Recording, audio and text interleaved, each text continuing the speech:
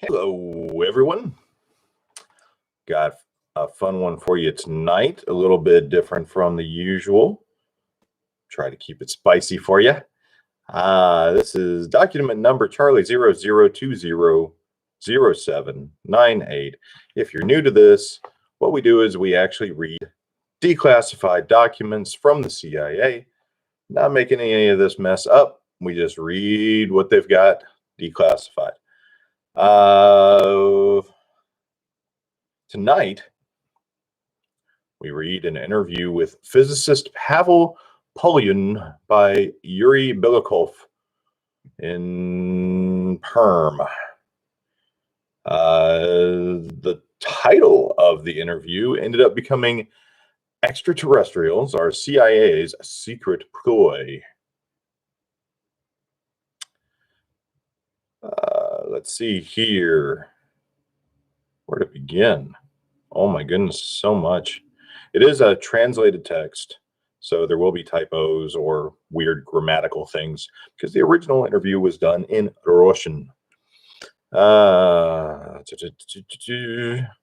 am tired of my silence supporting the most impressive mystification of the 20th century.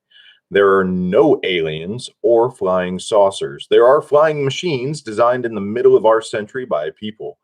These aircraft are being used for intelligence purposes in a regime of extreme secrecy. Pavel Polyan's story seemed serious to me, and we agreed on an interview. Belikov Pavel, you say that there are no aliens and flying saucers. What is there then? Are Khabarovsk near Volgd and Malebka near Perm really intrigues by the imperialists?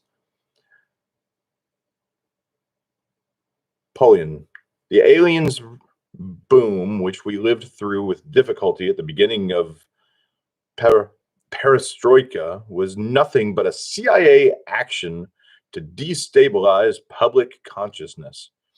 I see the items about UFOs as an attempt to interpret what really happened.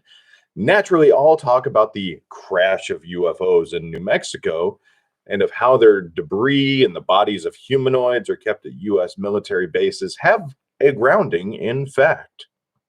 But they were merely entirely earthly vehicles.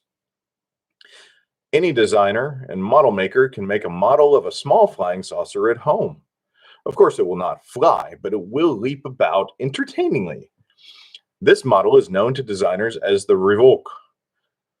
It is true that there is an enormous way to go from a model to a real aircraft. So it took a long time to create the present UFOs.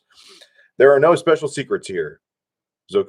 Zukovsky would say, in the air, there is support everywhere. As we know, aircraft embodied the principle of aerodynamic buoyancy.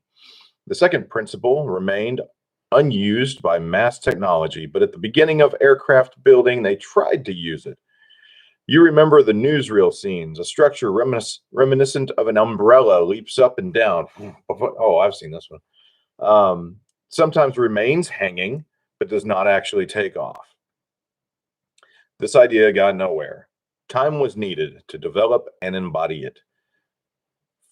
Belikov, for instance. Polyan, if we take a powerful electromagnet and place a sheet of any paramagnet, aluminum, titanium, or magnesium, on it, then when the magnetic field is switched on, the sheet will be repelled. That is the principle. But where is the complication? First, the structure is rather heavy. Second, there are problems with the energy source.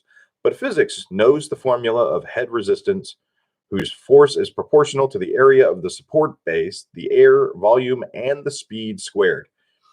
The greater the speed, the greater the head resistance will be. With this vehicle, I shall not call it a saucer, but a Revoke.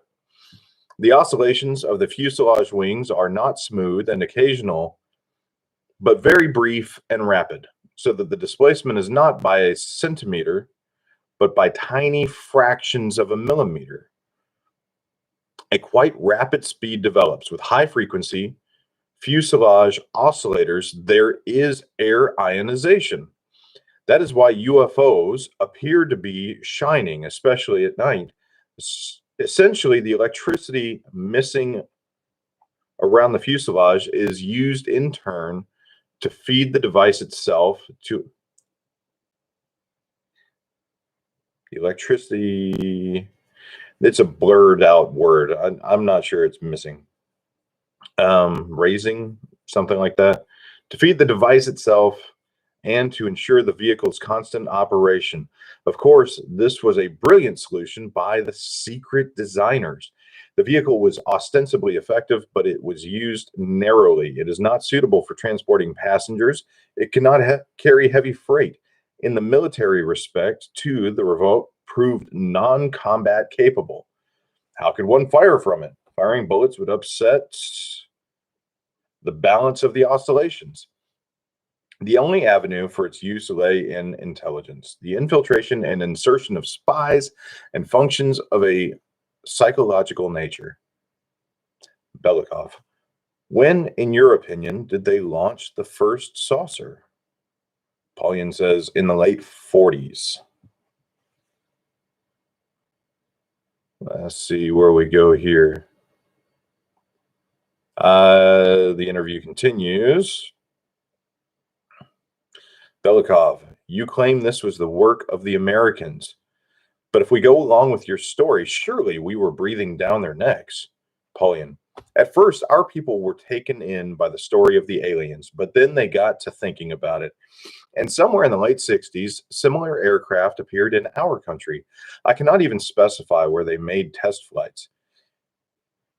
If it a case of the geography of the Rivki, that's a new one, then it is Perm Oblast and the so-called M triangle, Malebka.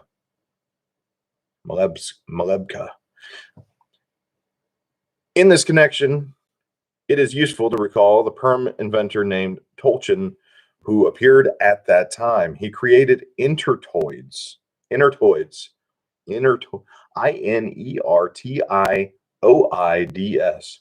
inertoids. Later, his work was strictly suppressed and no one heard any more about it. At one time, similar ideas were mooted in the Soviet press, and then the information leak was cut off. At what stage these developments are in our country now, I don't know. Belikov. Pavel, I hope you realize that your statement regarding the celestial activity of the U.S. Special Services on the territory of the former Soviet Union and present-day Russia looks bold to some people and rather tragicomic to others. But a story is a story. We shall not deny it now or seek additional arguments for it. Can you answer the question of why we, who were the first to go into space, suddenly lagged behind the Americans in creating Rivki? Paulian. The creation of the Rivki is a business not for theorists, but for practical experts. Their operation revealed many physical effects which did not fit very well into existing theories. As we know, modern physics is in a deep theoretical impasse. When I was studying the methodology of physics, I wrote a lot about it and almost defended my dissertation on the subject. From the viewpoint of alternative physics, aircraft are only little seeds. More fantastic technical achievements are possible. It is not out of the question that we shall witness them. The interview was apparently accompanied by a photograph of an insect-shaped vehicle with the following caption: "This flying saucer created by designers at the KKIP aviation firm and the Saratov aviation plant has already taken off. It is not out of the question that in the 21st century, aircraft wings will become unnecessary."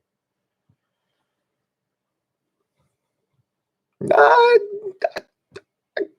kind of like this one. I'll be honest. We're not going to add much to this because that's the theme of this show. But yeah, we've had um, Bob Lazar has been pretty popular lately, and he's talking about how things clearly had to be extraterrestrial. This technology doesn't exist on Earth, and it was so advanced that it was beyond the capability of humans at the time to create it. This guy goes the other way around and says, no, it's all just man-made stuff, and this technology is amazing, and we're on the edge of leaps and bounds in advancement of the technology. I love the whole idea of an oscillating skin that actually causes the ship to move around. That's pretty cool. That would explain too why we haven't seen it weaponized. It's just you can't afford the weight, and then it would also disrupt things when you fire it off because it's all balanced out in the oscillation setup. So kind of uses sound, we know that gravity now does move in waves, so that would be interesting. I don't know. Tell me what you think. I like this alternative perspective after all these documents talking about how UFOs are alien craft of some kind. It's really quite refreshing to hear somebody take the other side. So tell me what you think. Appreciate you listening and watching. Hope you have a great evening and keep your eyes on the stars because every now and then one might move.